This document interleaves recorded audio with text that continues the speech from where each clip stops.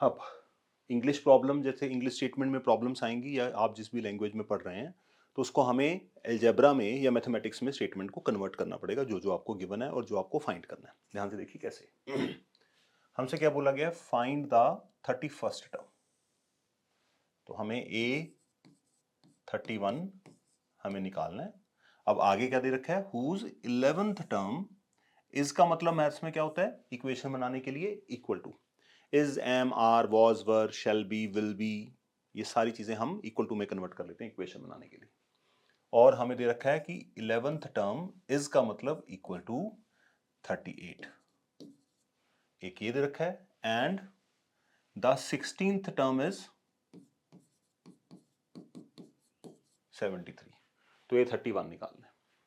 A31 के पीछे नहीं भागना आपने, आप अपना रिवर्स थिंकिंग सोचिए मैथ्स में।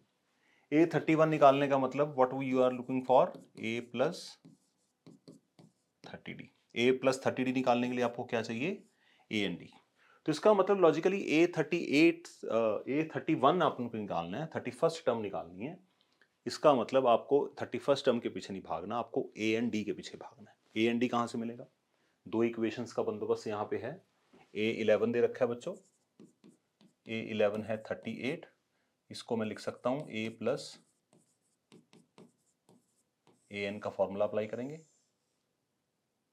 ठीक है जी। दूसरा क्या है हमारे पास, A16 73, A प्लस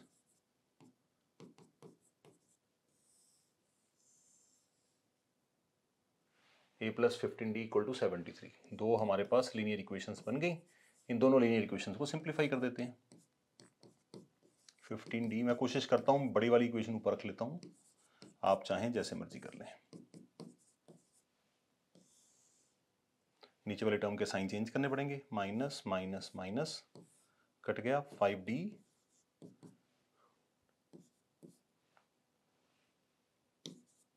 ठीक है जी। तो D की वैल्यू आएगी आपकी 7। D की वैल्यू उठा के फर्स्ट में पुट कर दीजिए, पुट इन 1, तो A आएगा आपका A प्लस 10D। तो A plus 10D equals to 38।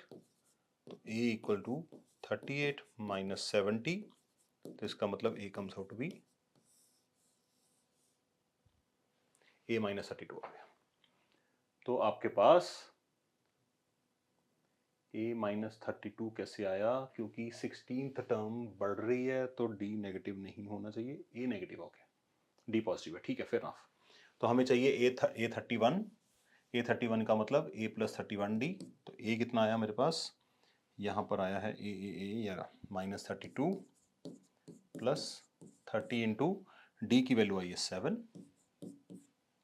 तो माइनस 32 प्लस 210, तो ये आएगा प्लस का 178। तो इसका मतलब इसकी जो 31st टर्म है वो 178 होगी। अगर आपको आपके आंसर के लिए श्योर नहीं है, तो मतलब आप A एंड D के लिए श्योर नहीं है, तो आप वेरीफाई कर सकते हैं। यहाँ पे वेरीफाई कैसे करेंगे, कोई भी ले लीजिए यहाँ पे, जैसे A11 निकाल लेते हैं। A11 क्या होनी चाहिए, A प्लस 10D। ये सिर्फ रफ का काम है करने के लिए। A कितना आया, माइनस 32 प्लस 10 टाइम्स D कितना है, माइनस 32, D है 7। तो देखिए माइनस 32 प्लस 70 सेम आया ना, इसका मतलब आंसर आपका फिर ठीक माना जाएगा। तो आप ऐसे अपने आंसर को वेरीफाई भी कर सकते हैं, कई बार बहुत ऑड वैल्यूज आंसर्स में आते हैं। चलिए नेक्स्ट क्वेश्चन देखते हैं।